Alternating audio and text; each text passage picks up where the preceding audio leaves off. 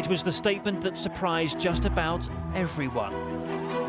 Harry and Meghan announcing they'd had enough. There are obviously practical problems, but I see a big new horizon opening up for the royal family, internationally, transatlantically, in all sorts of senses. It's absolutely imperative that Harry does not go off in a fit of anger, because a rogue Harry could be absolutely disastrous for the family. The brothers were growing apart. Inevitably, stuff happens, and we're certainly on different paths at the moment. And that big Sussex-shaped problem at the heart of the royal family seemingly could not be resolved. It's not enough to just survive something, right? Like, that's not the point of life. You've got to thrive. So can Harry and Meghan find the private happiness they crave and the careers they want? To be out there making money, perhaps off the back of the name royal family, that's a pretty big ask and something that hasn't been successfully done before. The British taxpayer has got to feel this is a deal that works for them, otherwise that's toxic.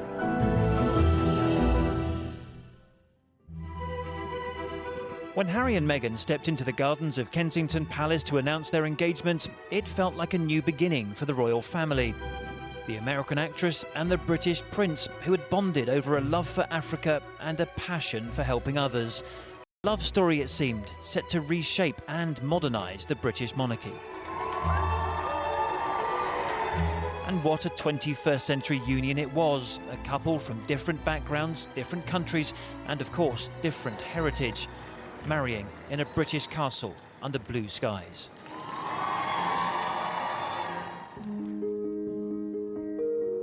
But for those of us who observed the Duke and Duchess up close, it was clear tensions were brewing from a very early stage. It was just about the wedding, we presumed, like in every family. But they were tensions which didn't go away. I watched Harry and Meghan emerge a newly married couple from our studio we had just above the entrance to St George's Chapel over there. That was less than 2 years ago. Now they say they want out of Britain for much of the year, out of their current roles in the royal family. How on earth did we get here? Even before that beautiful spring weekend in May 2018, the challenge facing this couple was always going to be a monumental one. How would the British establishment react to the arrival of an American celebrity? How would she react to becoming part of the centuries-old institution of monarchy? In America, you just marry somebody that you love. Julie Montague is in a country. It's a completely different culture. Whether or not you marry into the aristocracy or the royal family, completely different culture. Then all of a sudden you marry into, the class system, and it's just different. There you encounter more snobbery. I don't know if it's the accent. I don't know if it's because we're too loud or too pushy, too opinionated, too American. What we didn't realise at the time, I suppose, was quite what a culture shock it would be for somebody to come in as a member of the royal family and have that kind of ambition and that kind of drive. I think probably was quite difficult, because we don't want our royals to be too ambitious or to be too outspoken or to be... We like them to be just right.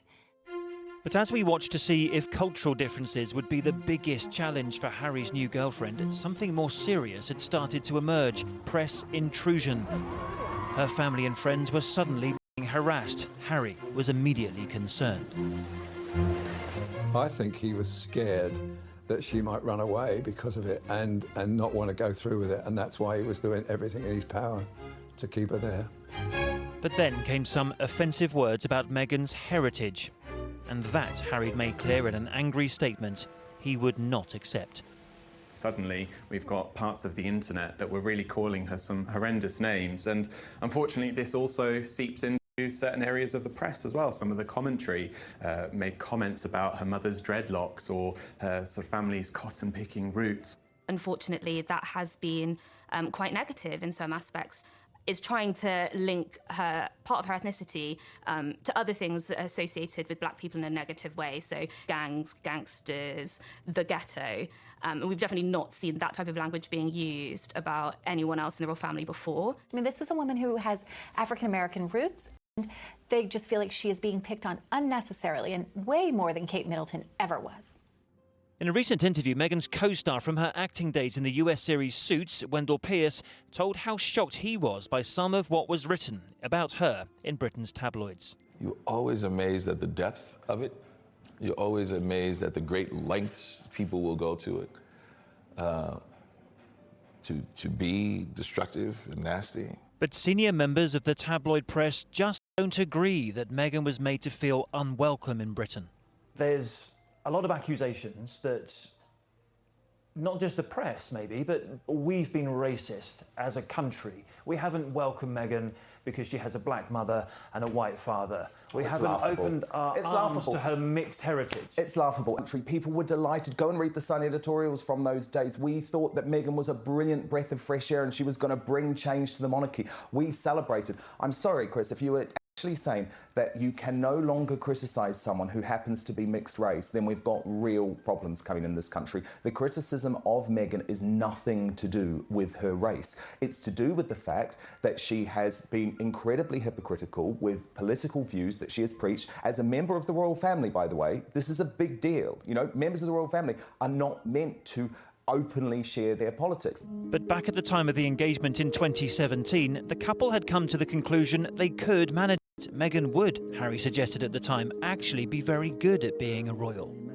I know the fact that she'll be really unbelievably good at the job part of it as well is obviously a huge relief to me, because she'll be able to deal with everything else that comes with it. It would have been a very good idea for her to look at exactly what it all involved, and there's plenty of evidence of what life in the royal family does involve.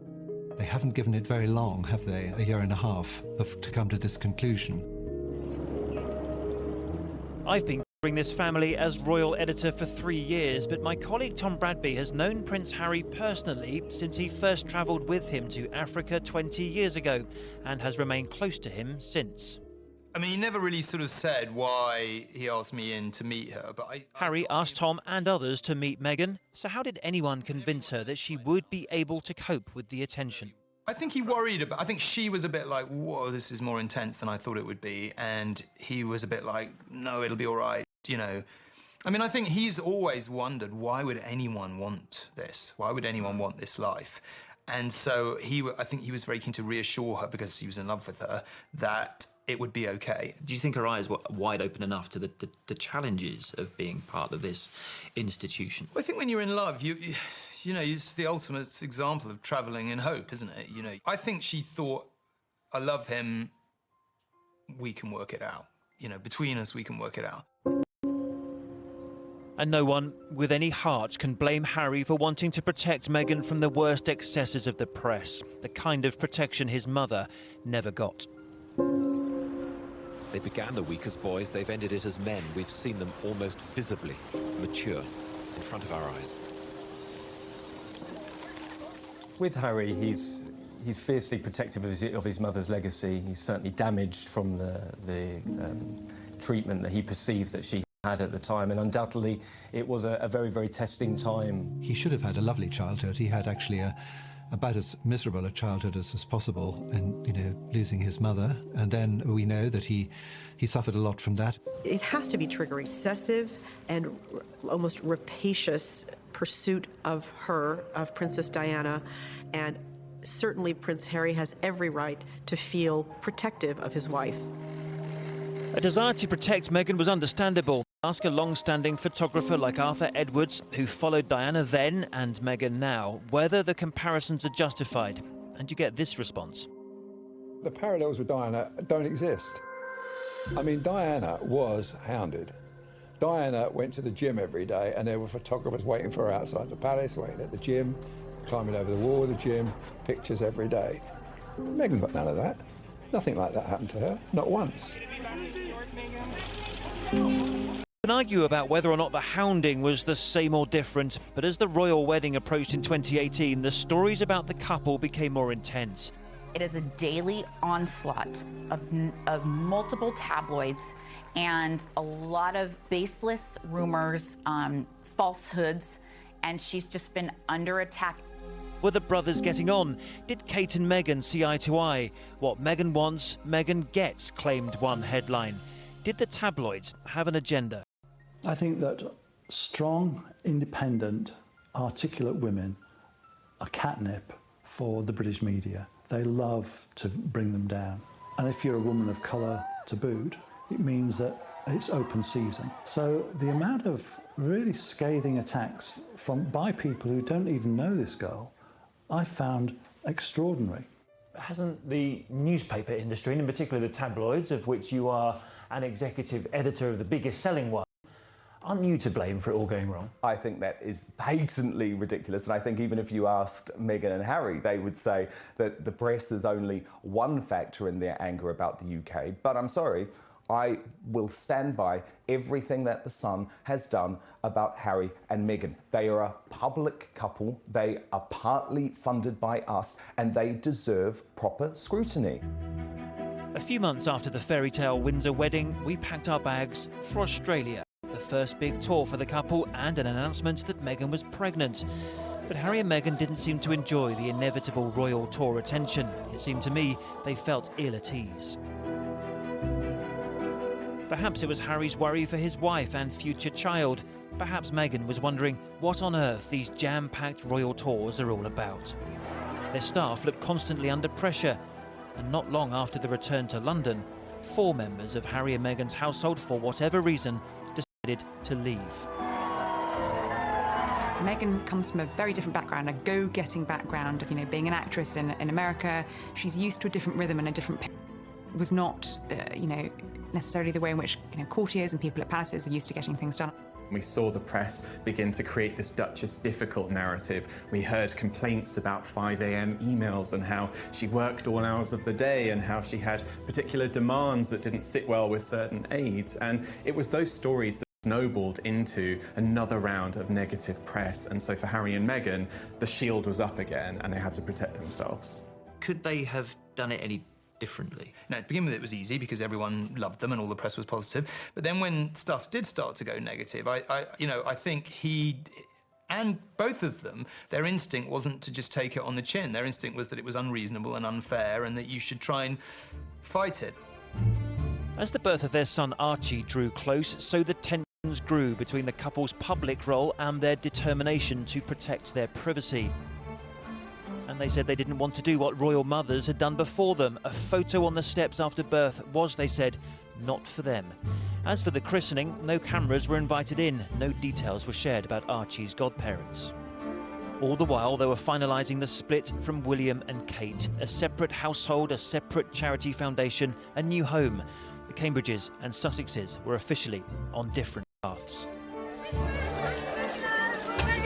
When the Fab Four launched, it was launched to huge fanfare. Everybody was excited about the possibilities of what these two couples could achieve. Working as family does have its challenges, of course it does. Everybody here, the fact that everyone's laughing means that everybody knows exactly what it's like. Look, we're stuck together for the rest of our lives, so... This is true. Togetherness at its Togetherness, finest. yeah. Unfortunately, it seemed that they couldn't work together, that they were moving in different directions, and that's what we're seeing now.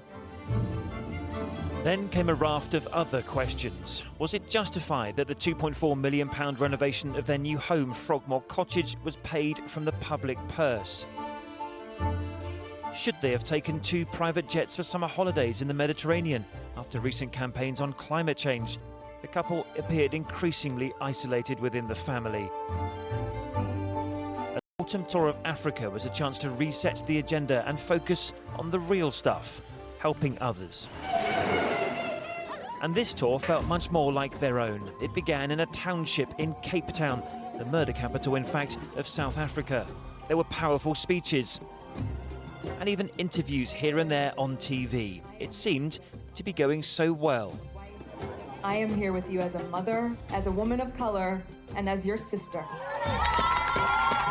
Yeah, the Africa tour was fantastic. We got to see baby Archie, our first prop on that tour, and, they were brilliant. But scratched beneath the surface, as Tom Bradby did when he spoke to the couple for his ITV documentary, and it was clear that actually things were not going very well at all. I don't know what the impact on your physical and mental health of all the pressure that you clearly feel under. Yeah, well, I guess, and also thank you for asking, because not many people have asked if I'm okay. but it's a very real thing to be going through behind the scenes. And the answer is, would it be fair to say not really? Okay, as in it's really been a struggle. Yes. I mean, around the time of that documentary, some of the angst and the anger in the background, I was genuinely shocked that it had got that bad. I was like, wow, how did it get to this point? I mean, I knew things weren't ideal, but I really didn't know, you know, I got the impression they had decided before they got on the plane exactly how honest they were or weren't going to be. And again, my best guess is, and of course with all these things, you're half the time only guessing, they wanted that, I think, to be a bit of a pressure release valve. I think they wanted it as an indication of if they ever made the announcement, which we've now seen, that there would be some preparing the ground. Like a warning shot to the rest of the royal family that something might be coming. I don't think they thought about it as in a warning shot. That implies a degree of calculation that I don't think is there. I think it was like we're finding this situation really difficult. We've got to say something because it's, you know, the pressure is building up inside us. It's not enough to just survive something, right? Like, that's not the point of life. You've got to thrive, you've got to feel happy, and I think I really tried to adopt this British sensibility of a stiff upper lip. It has its, you know, it has its advantages, I guess. I really tried, but I think that what that does internally is probably really damaging. When she's got her, what you might call her, you know, game face on, like even the interviews earlier in the trip, you know, the demeanor was totally different. It was almost as if, you know, the curtain was pulled back and she was like, okay, I'm just gonna, for the next 5 minutes, I'm just gonna tell it like it is, and what happens as a result of that happens. Did you think at that point that 2 months down the line, you know, at the turn of the year, Harry and Meghan will be announcing that they want, pretty much that they want out? Yeah, I did think that. That soon? Yeah. And on that very same day, the last of the tour, the couple announced a declaration of war on the press. The statement just came, I think, as a huge shock for all of us because the tour had gone so well and because the coverage had been so positive across the spectrum, and I just don't think anyone saw it coming. It was a real shame that it happened when it did. Obviously, we later found out that there were certain legal reasons behind it having to go out at that time. Found out about them. It's just a series of unfortunate events for the Sussexes. What perhaps saddened people the most was the admission by Harry that yes, the reported rift with his brother William was actually true. Inevitably, you know, stuff happens, but look, we're brothers. We'll always be brothers. We're certainly on different paths at the moment. He admitted for the first time that there had been a rift with his brother. I'd been told at one point they weren't actually talking to each other. So confirmation firsthand from Harry that things hadn't all been, you know, peachy behind closed doors was pretty jaw-dropping. It was a real insight into a very fragile and pretty emotional man. So the Sussexes had done their big TV interview. They had let the world see their pain. They thought that might be a trigger for change. But the change they wanted and needed didn't come. It was in late autumn that Harry and Meghan decided they couldn't go on. They had a new home here in Windsor, a new household of their own, new staff, new resources. It had all been tried, but ultimately it wasn't working, and it dawned on them that they were still deeply unhappy. So they started working then on their escape plan. The couple announced some time off, and this is where they chose to take it, on the far west coast of Canada, where they spent 6 weeks hiking with Archie, admiring the scenery and finessing their bid for independence. So when they flew back to London, they went straight to the Canadian High Commission to thank them for their hospitality, but they were about to surprise everyone, including Harry's immediate family. Harry and Meghan announced they'll be stepping down as senior royals and seeking financial independence. The palace scrambled to construct a response. When it came, it was short and terse. It is complicated and will take some time, they said. But how surprised were they? I think there'd been some discussions for several weeks at least. I think Harry was reluctant to put it in writing, and somehow or other it was leaked. You know the palace vehemently deny your version of events, that it was put down in writing and it was leaked. I mean, I don't think there's any doubt it was in writing. I mean, there was stuff in writing, whether it was in an email or a document, I don't know. And there was a leak. I've never said, by the way, that the leak came from the palace. It was a leak. You know, it was put in writing and there was a leak. But what it is an indication of, which is more relevant, is the utter breakdown in trust in the normal functioning of the institution. Because I can tell you one thing for sure, Harry and Meghan absolutely believe that was leaked against them. Dan Wootton from The Sun was the journalist who broke the story. Harry is convinced that it was one of the other palaces, in other words, one of his parents' or brother's palaces, or grandmother's palace, who knows, that leaked it. You claim it's not a leak. Wednesday forced Harry and Meghan's hand, and it was on Wednesday evening that they made that shocking statement that they wanted effectively out of the royal family. Oh, I absolutely acknowledge that. They would not have released that statement if we hadn't put that story on the front page. But I had first made Harry and Meghan, via their communications secretary, aware of the story that I was working on the 28th of December. Right. So you've got 10 days between December 28 and when we eventually run the splash on the front page of The Sun. The conversations I had with senior aides in all three households, that everyone wanted to help them get to the stage that they want to be at in 2020. No one knew how. But courtiers now knew they had to act. Statement made, Meghan went straight back to Canada, the place where she has friends, and the place where it is most likely this couple will make their new home. They had a lovely holiday in Canada for 6 weeks. Their romance flourished in Canada, and of course, they went public with their relationship in Toronto at the Invictus Games. The thing about Canada and America is that Meghan has a good friendship base there. She has all her friends and contacts from when she lived and worked in Toronto filming Suits. So everybody's saying Harry and Meghan are moving to Canada, but we don't know that that's true yet. Let's, just set our expectations. They haven't said we're moving to Canada. They have said they'll divide their time between the UK and North America. I'm quite sure that Harry and Meghan want to leave the UK and will leave the UK, but that does not mean they will leave the monarchy. This is a bold move that could very well, if handled properly, answer that question to, is the monarchy relevant in the 21st century? Meghan and Harry could very well answer that with a bold yes. This is giving the monarchy a very exciting new dimension. There are obviously practical problems, but I see a big new horizon opening up for the royal family, internationally, transatlantically, in all sorts of senses. So how might this royal crisis look to the rest of the world? This looks terrible from the outside. This is a couple who are so in love, they have a little baby, and they are basically fleeing the country. They are leaving behind the whole family, everything. And it just looks terrible. It looks like they've been run out of the country. They have shown that they want to do things differently, which has upset a lot of traditionalists. But unless the royal family was willing to give in some way and embrace that, it would be quite tricky for them to be able to carve out a space for themselves. The thought that the Queen might have been involved in ousting them, I don't believe that is actually what happened. So as royal aides try to work out what to do about it all, might their best guide to the future go? Another American divorcee, Wallis Simpson, fell in love with Prince Edward, the future king. The British public absolutely adored him. He was very, very popular.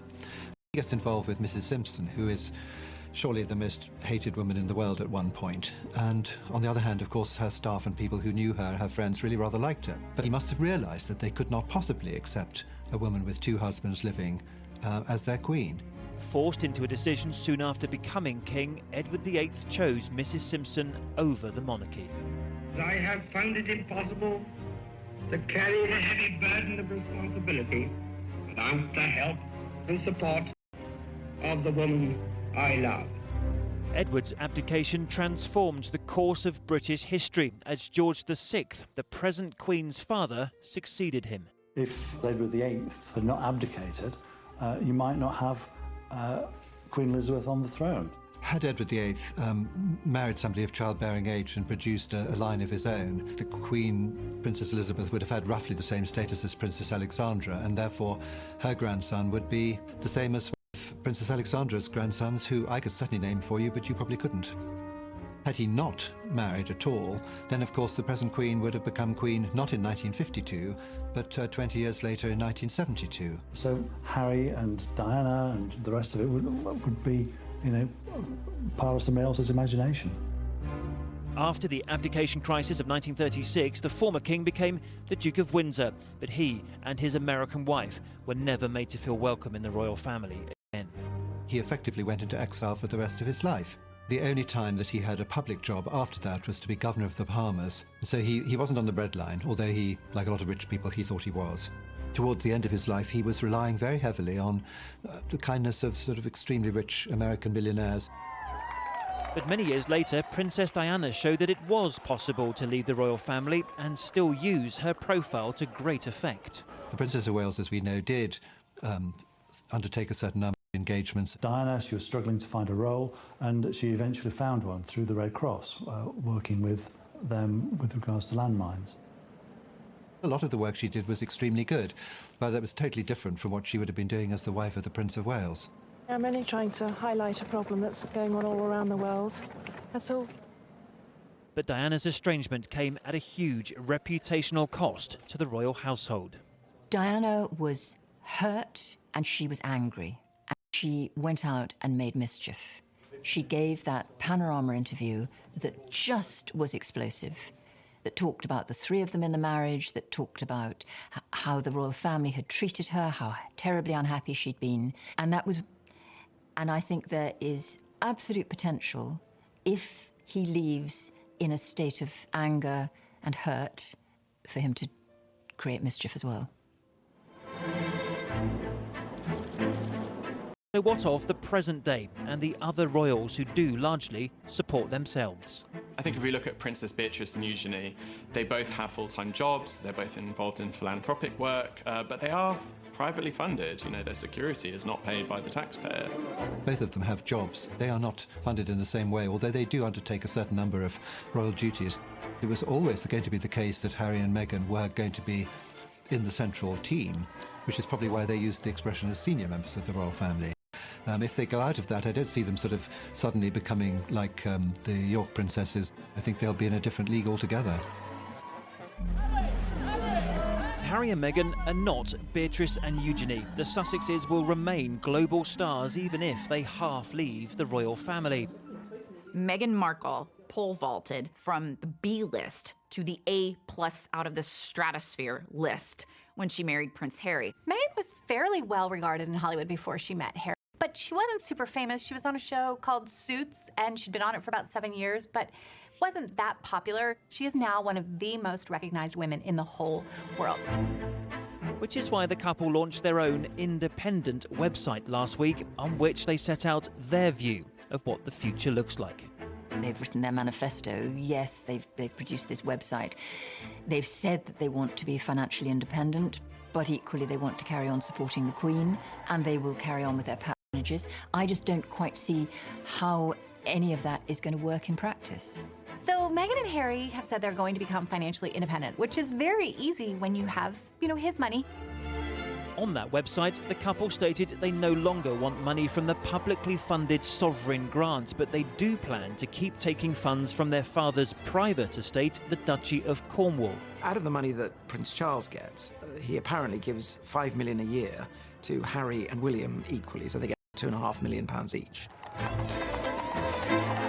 How much the Sussexes keep getting from Prince Charles and how much they earn themselves will depend very much on what kind of royal role it's agreed they will do.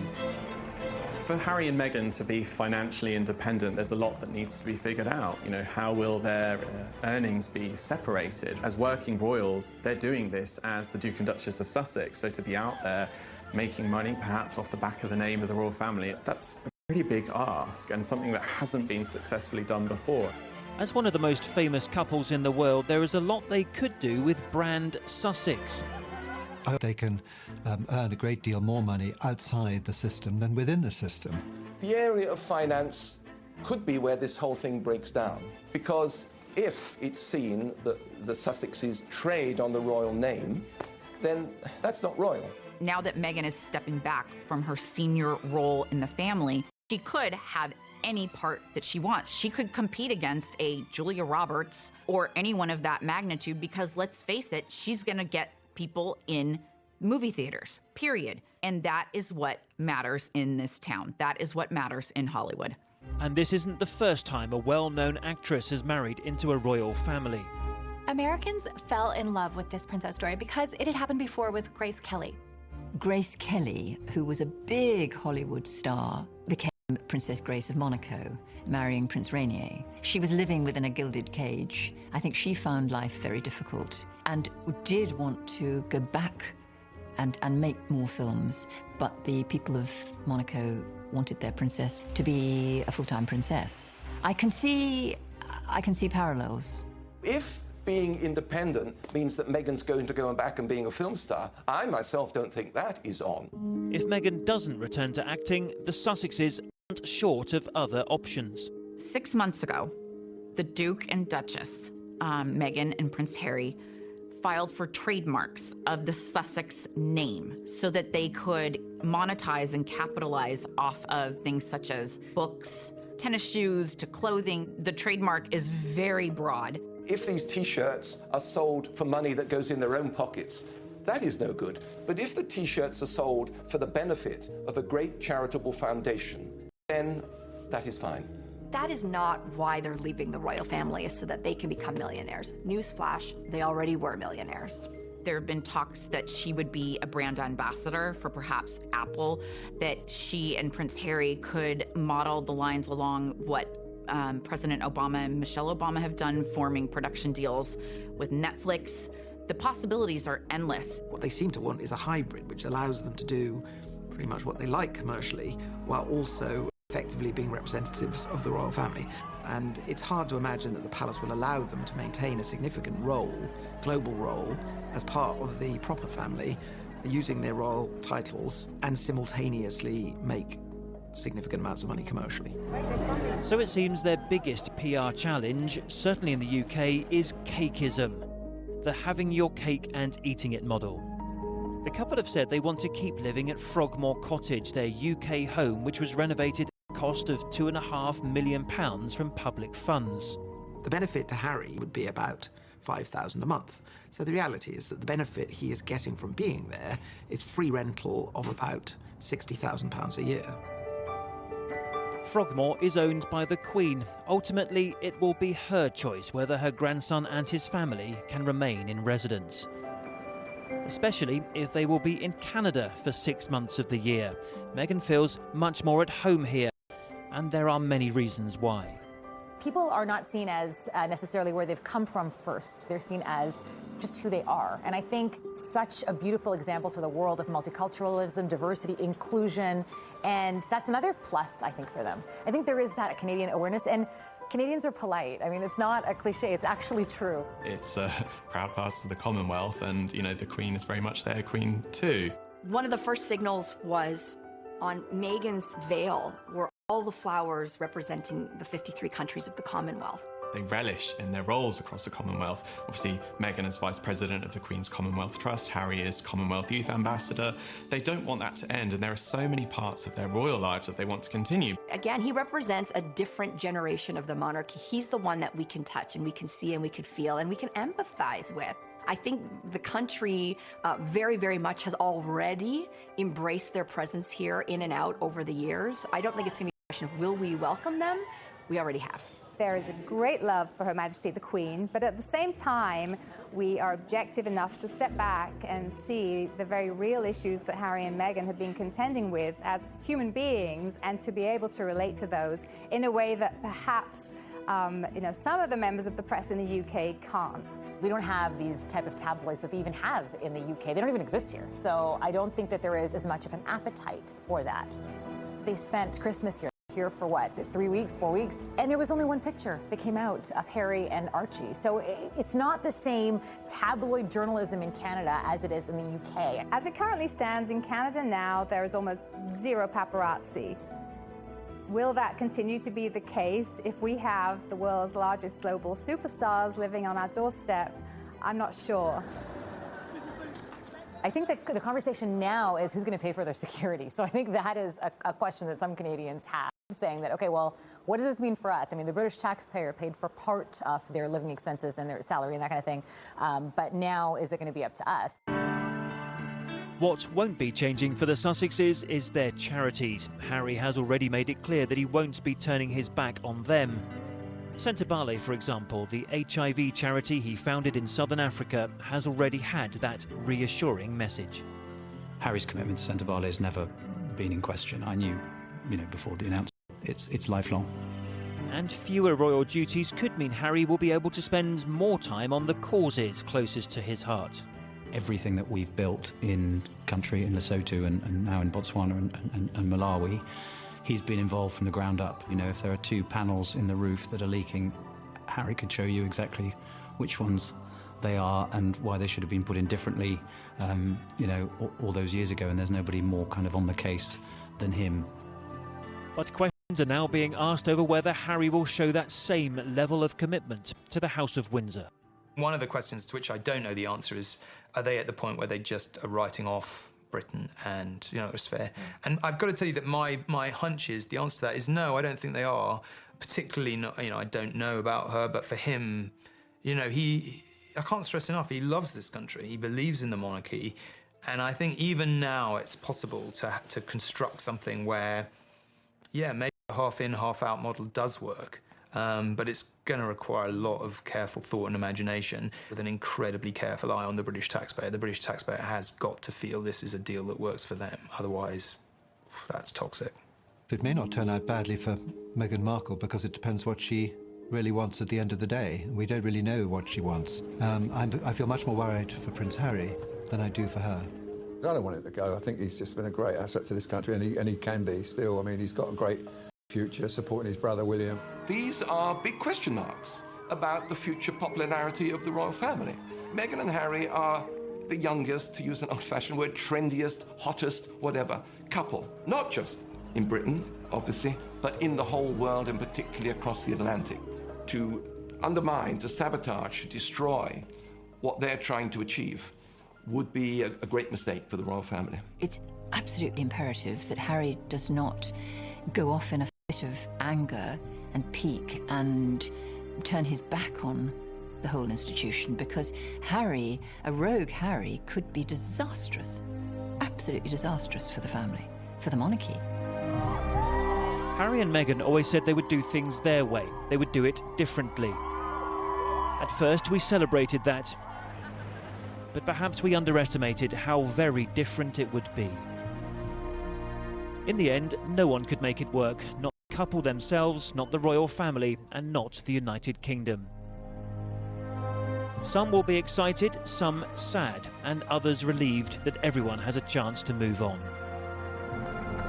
The royal family will of course continue, but will now do so without Harry and Meghan at its heart.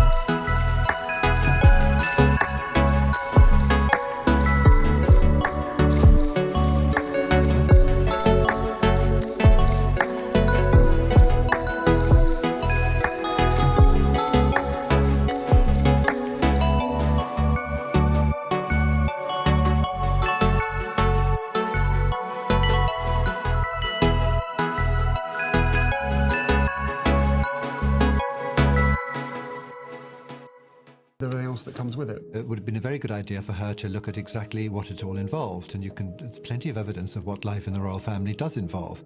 They haven't given it very long, have they? A year and a half to come to this conclusion.